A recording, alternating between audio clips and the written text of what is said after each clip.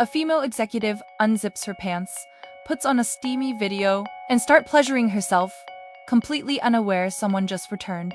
A scene this explosive stuns the IT tech on the spot. He whips out his phone.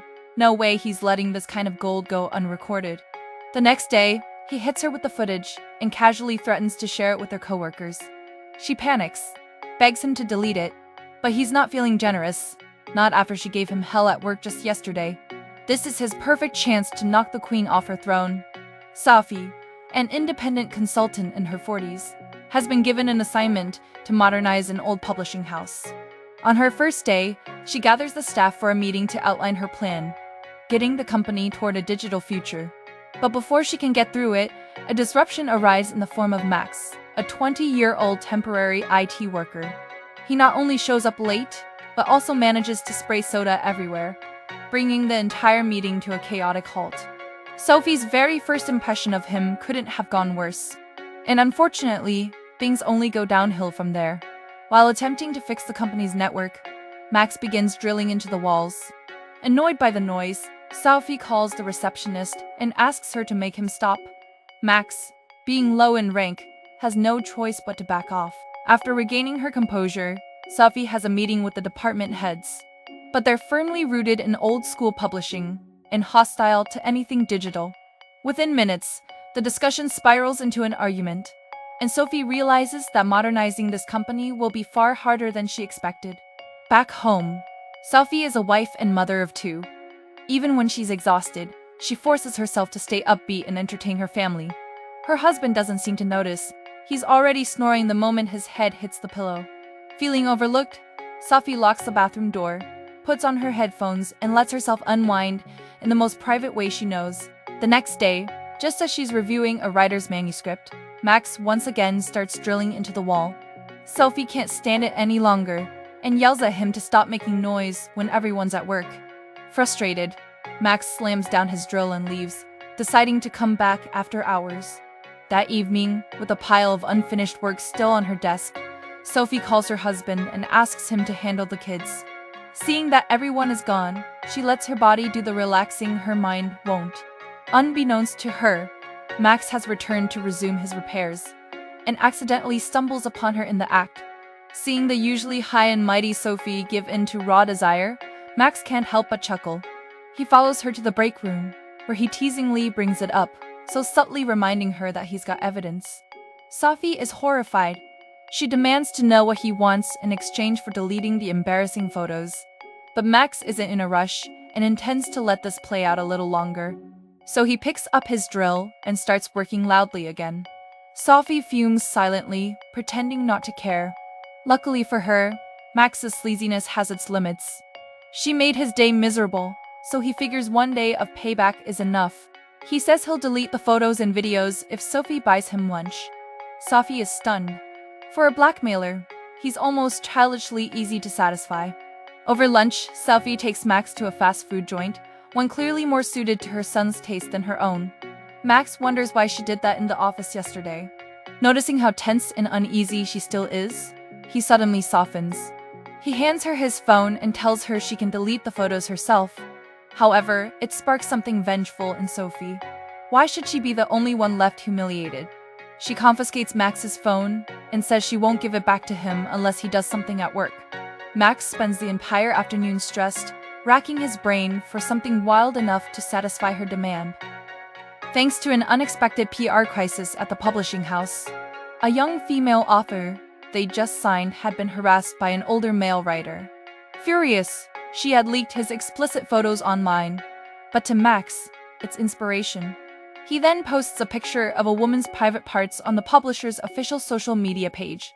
Everyone sees this and goes into a panic, fearing that it'll be seen as mocking the female author's experience. When everyone demands answers, Max calmly claims the system was hacked. Just like that, the blame shifts to an anonymous cyber attack. No reputations damaged, no authors offended. But Sofie isn't fooled. She simply gives him a look, part impressed, part amused, and hands back his phone. Apparently, Max's recklessness didn't just intrigue her, it left her wanting more. She gives him her favorite lipstick and asks him to set her up on a challenge, and only if she succeeds will she get it back. The move stuns young Max. Their office life doesn't seem so dull anymore. That day, the receptionist suddenly hands Sofie an anonymous letter. Worn out, she opens it, but as her eyes scan the words, a spark lights up. It's a task Max set for her. Find someone, anyone but me, and cuss them out. Sofie steps out of her office in search of a victim. She spots the receptionist leaving early and nearly explodes, until the girl reminds her she has a dentist appointment and had cleared it with Sofie the day before. Sofie just remembers and lets her go. But after all, Sofie is highly educated. She's never really done anything this shrewish before. She can't even get through a single insult before seeing tears well up in an employee's eyes. And instead of yelling, she ends up apologizing. By the next day, Sofie still hasn't found a reasonable reason to curse. But from where Max is standing, her struggle just makes her all the more adorable. At noon, Sofie carries a lot of documents to go out for a meeting. A fast-speeding bicycle almost hit her. Turns out, when death brushes past you, there's no time for poise or reason. Every foul, filthy word she's ever known erupts from her mouth like a volcano. Even the workers standing nearby get caught in the crossfire. Max hears the chaos and runs out, certifying that she's completed the challenge. From that day on, the lipstick becomes a game token. Only next time it's Sofie's turn to give Max a task. That night, she gets dressed to the nines to accompany her husband to a film industry party. Her husband is a director, though lately, all he's managed to land are low-budget ad shoots. Not quite the artistic glory this crowd likes to pretend they stand for. Their smug elitism leaves Sofie feeling powerless and bored. She goes to the toilet and misses the lively and unpretentious Max more and more. Restless for a bit of mischief, she sends him a new challenge. Cause a little chaos in tomorrow's meeting. And when Max reads it, he lights up like a kid getting a text from his first girlfriend. As Sofie delivers her digital transformation plan, dozens of workers from downstairs burst in. One of them is holding an invitation. It reads, "Come enjoy coffee and culture at the publishing house." Of course, it's Max's doing. All the staff are dumbfounded, watching helplessly as their afternoon tea is devoured by a swarm of uninvited guests. No one notices Sofie and Max's smiles of triumph. One day, Sofie gets a surprise call from the boss. He's heading out of town for business, and he's leaving the publishing house in her hands. The moment she sees Max in the elevator, a mischievous thought starts bubbling up. She asks Max to be the boss for a day. Max steps out like he owns the place, flashing smiles, greeting coworkers like a seasoned executive.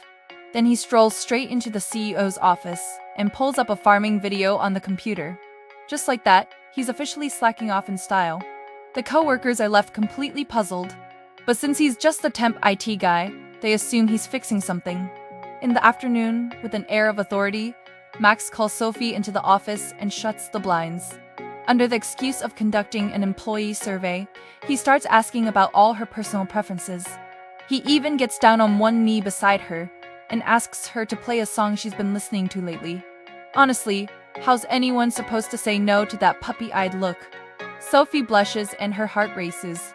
But when his face comes close, Sofie's senses return, and she packs up her things in a hurry and runs away. Maybe it's guilt.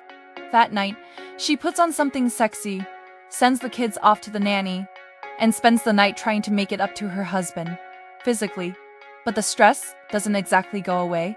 Sofie's father gets caught shoplifting sausages at the supermarket. Turns out, he's a staunch opponent of the digital age.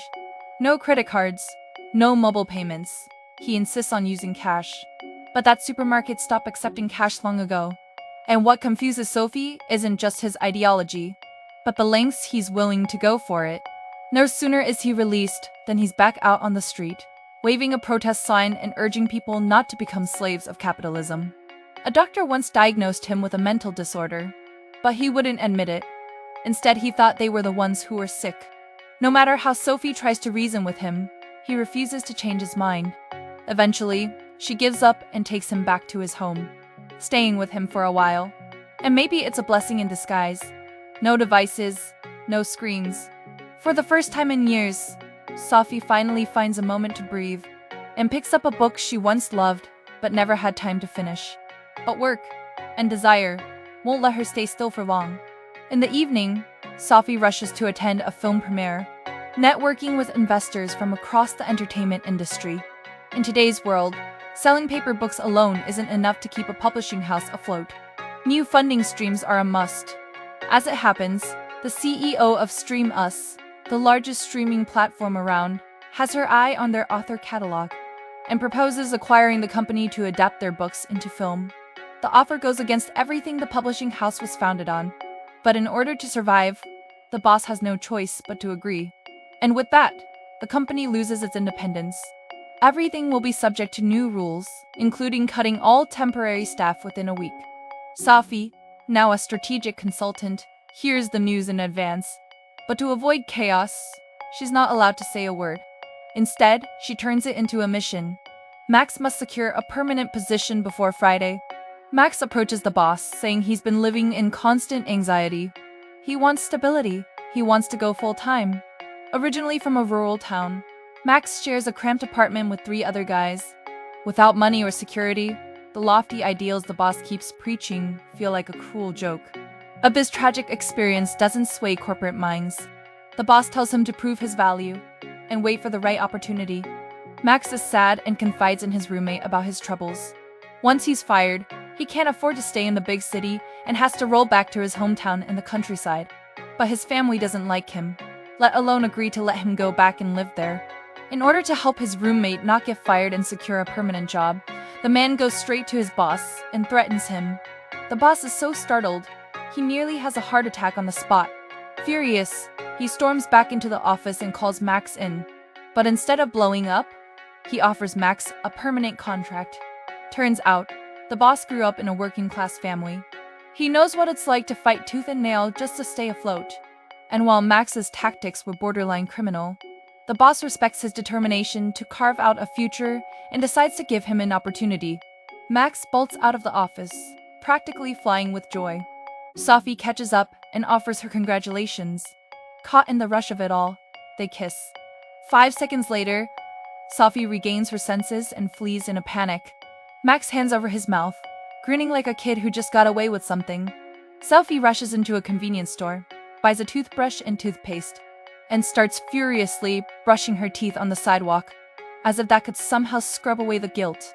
The next day, Sofie shows up like nothing ever happened. Max, still riding the high of his promotion, gives her a new challenge. Walk backward, all day.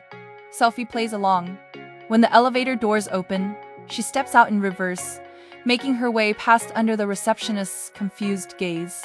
Through the office, under the curious stares of her coworkers. She claims her foot hurts. No one questions her. Even at home, she doesn't break character. She tells her husband it's just for fun. Her husband doesn't even try to understand. Clearly irritated, he snaps.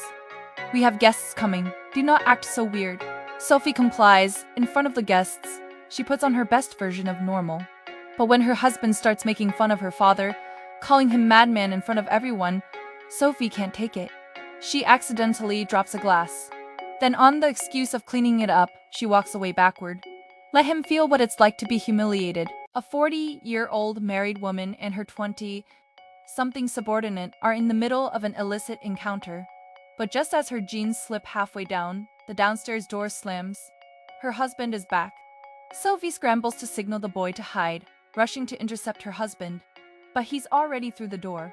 Max freezes in the kitchen, caught dead in his tracks. Thinking fast, Sofie says he's there to fix the dishwasher. Her husband doesn't suspect a thing, because it just so happens that the dishwasher is really broken. Watching the woman he loves kissing her husband tears Max's heart out, but he has to endure it, and meals to dig out the clog in their pipes. Sofie is filled with guilt, unsure whether it's right or wrong. A week ago, Sofie and Max were on a business trip to a book fair, along with the rest of the publishing team. Even though they had a crush on each other and their hotel rooms were right across the hall, they both tried their best to keep things professional. The next day, during a team lunch, 2 coworkers got into a loud argument, leaving everyone awkward and quiet. So Sofie leaned in close to Max and whispered a challenge. "Liven up this luncheon."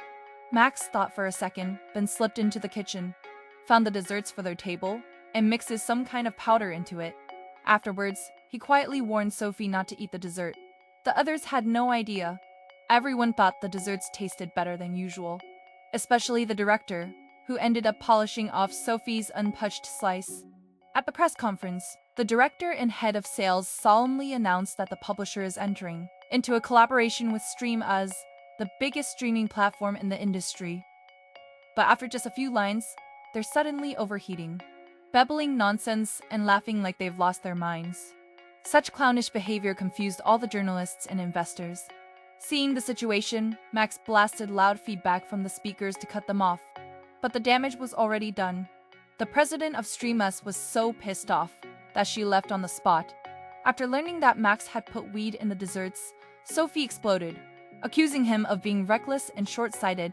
But the guilt only lasted a few minutes between the two of them. Her husband was calling over nonsense. The office wouldn't stop blowing up her phone. Sophie couldn't catch a single break. So Sophie took Max to the swimming pool to get some relaxation. But just being in the water couldn't cool the chaos inside her. So she stopped repressing herself, stripped bare, running through the pool in a wild burst of freedom. With her mind finally at ease, Sophie let go of all her ethics and gave in to her desires. For one reckless night with Max. In Max's eyes, this wasn't just a fling. It was the beginning of something real. Unfortunately, the fallout from the book fair fiasco was far from over. StreamUs had lost faith. Their president issued a harsh ultimatum: produce a chart-topping book within 3 weeks, or the acquisition was off. Meanwhile, several of their authors were considering jumping ship, refusing to become puppets for a streaming empire. They wanted to protect literature from being turned into tech trash.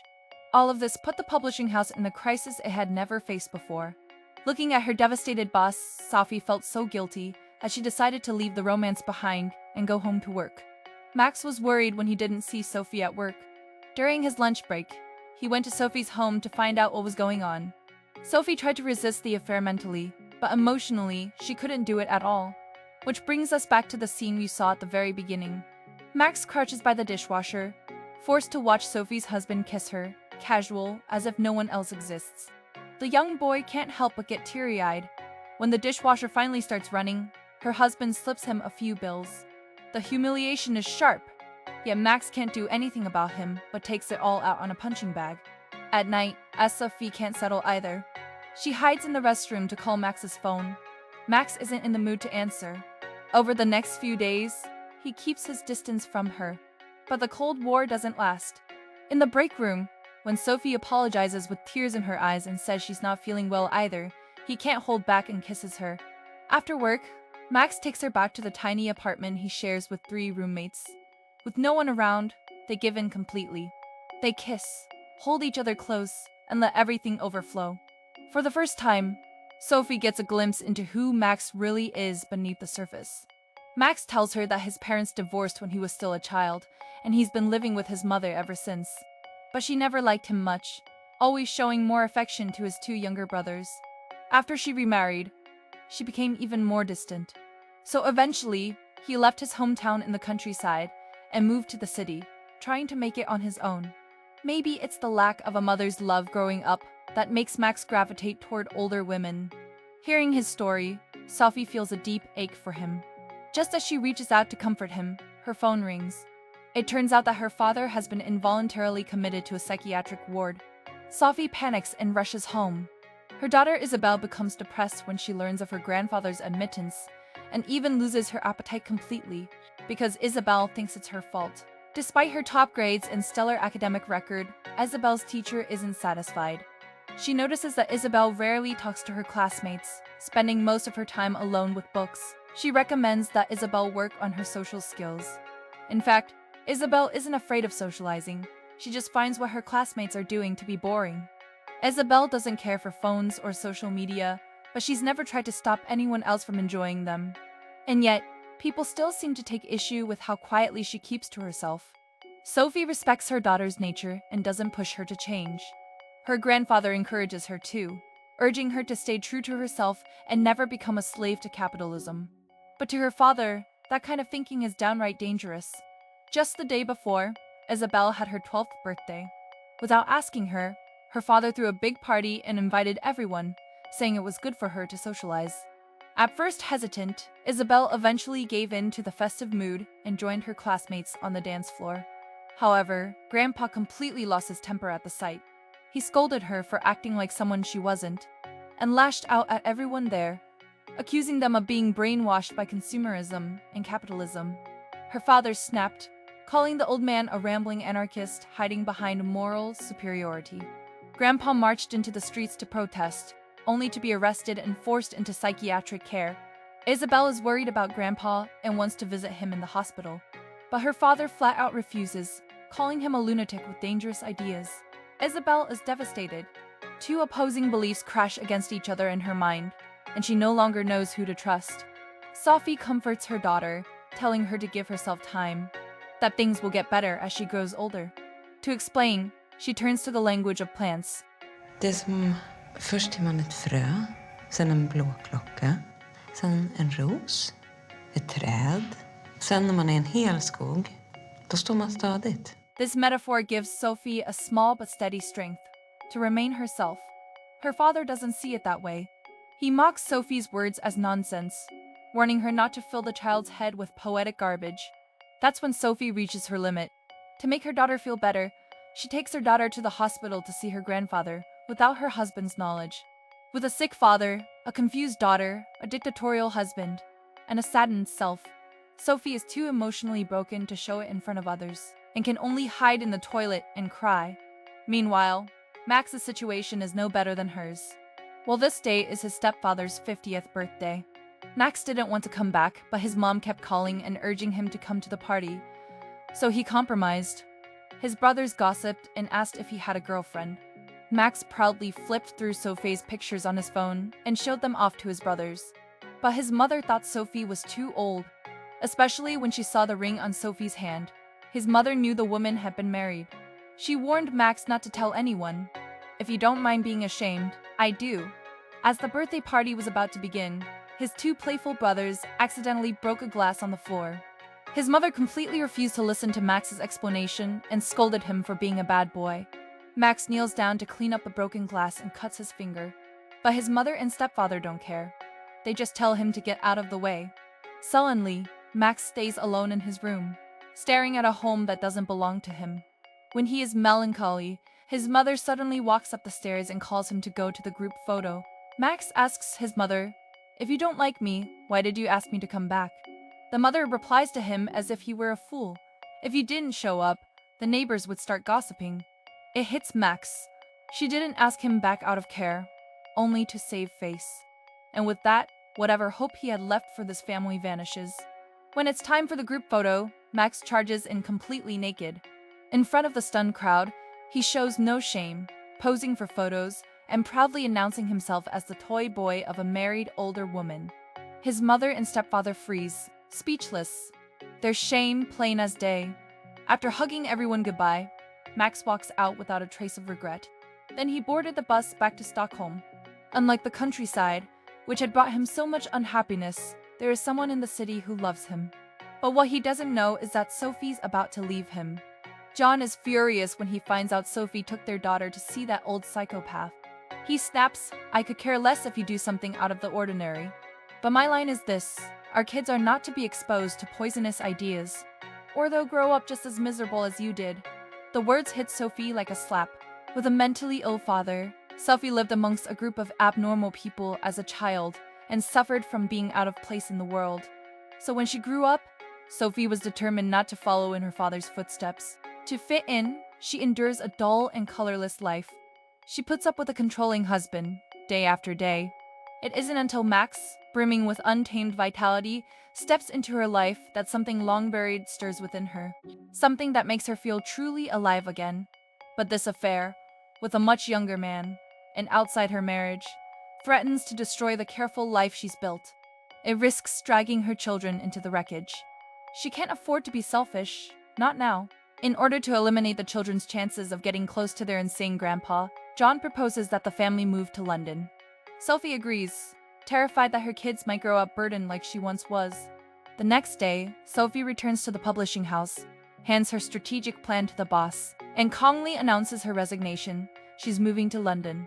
When Max hears the news, it hits him like a freight train. He's always believed they were on the same page, walking the same path, wanting the same future. He never imagined Sofie would abandon him so coldly.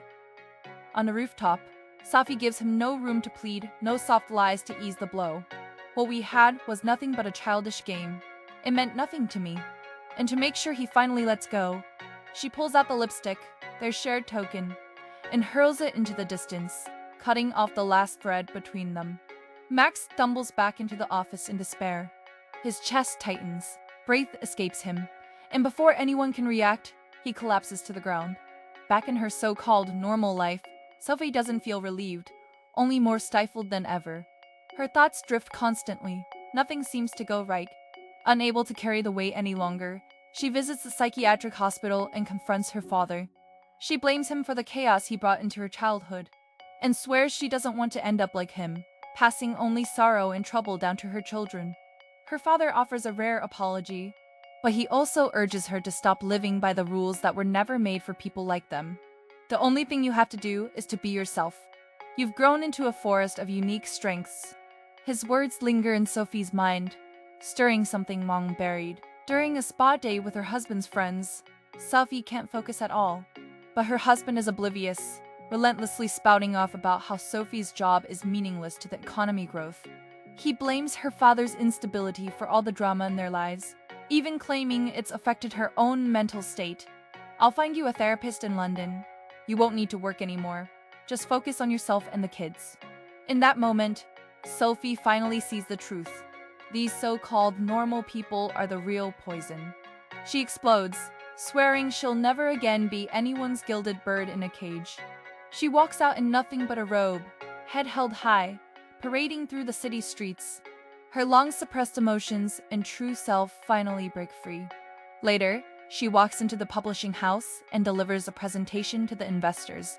She tells them bluntly, "You can't reduce a company or a human being to numbers and metrics." The president of Streamhuz gets so pissed off that she revokes the acquisition on the spot, yelling that she'll never get involved in this disgusting, obnoxious publishing industry again. Thus, the company has preserved its soul, but once again it's on the brink of financial ruin. And yet, just as things seem most hopeless, it's literature, the thing everyone dismissed, that saves them. While picking up papers scattered across the floor, the boss notices a manuscript that instantly grabs his attention. It turns out to be from an unknown writer who submitted it days earlier. They were too busy with the acquisition to read it, but now it feels like fate. If this story is published, it could be the hit they desperately need. Maybe even the publisher's crisis will be solved. On the same rooftop where Sofie and Max once fell apart, they now find themselves reunited. They don't have all the answers, and the future still looks uncertain. But they know one thing for sure: they can't live a life that betrays who they really are. Because in the end, life is too short to live for anyone else. This is Maroon Recap. Check out my homepage, and you'll see more recaps of Love and Anarchy. I'm hastening to write and edit the next recap, so feel free to leave a comment and share your thoughts. Please don't forget to like and subscribe to our channel.